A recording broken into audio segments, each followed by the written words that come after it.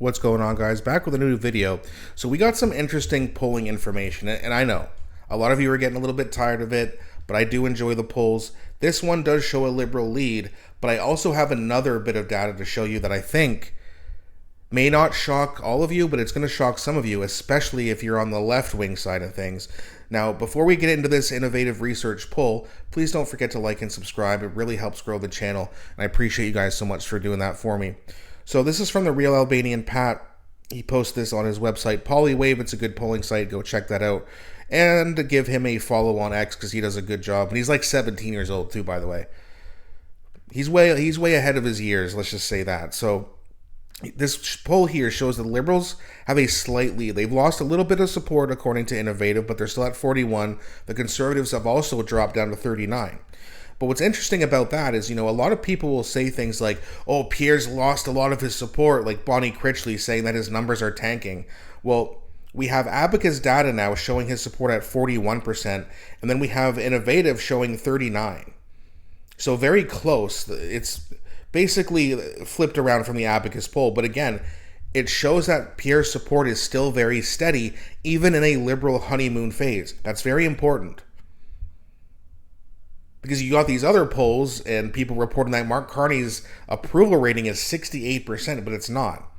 Innovative was showing 54%, and Abacus is showing 50%, which is still good if you're a markcarney supporter, but 68% is ridiculous. It's nowhere close to that.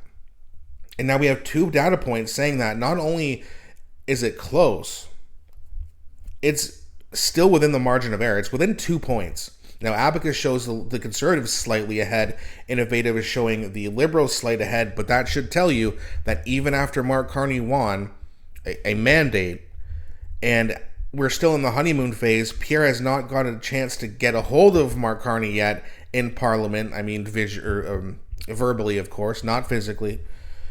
But he's going to have an opportunity to mop the floor with markcarney, and he hasn't had that opportunity yet, and he's still showing strong support. That is important going forward. It's not like he lost and now everyone's ditching him like Bonnie Critchley and all these other Liberal fools like to say. That's not true. And now we have two data points showing it. Before Pierre Poilievre has an opportunity to go after markcarney. Now this is also...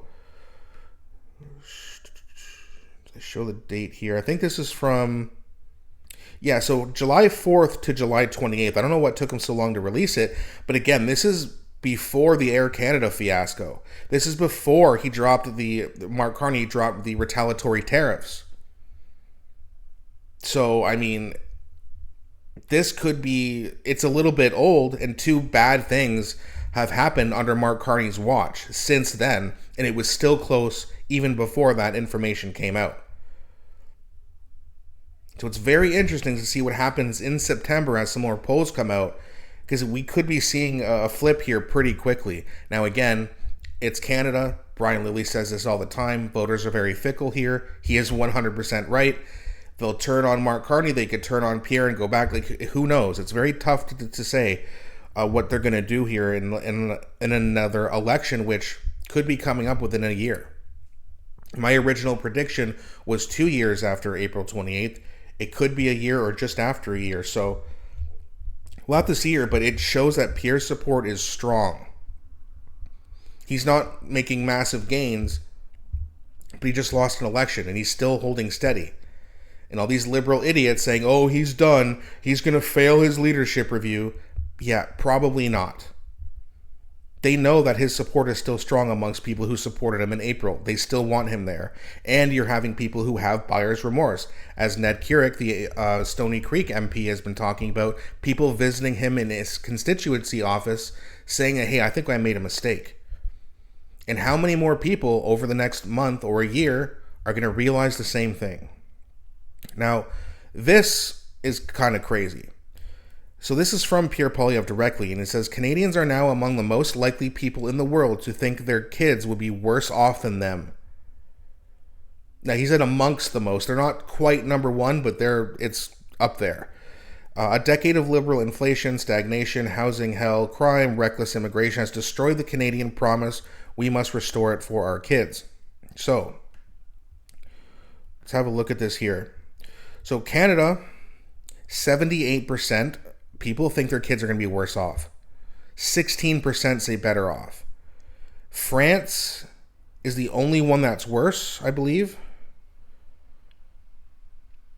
Well, Australia's at 79.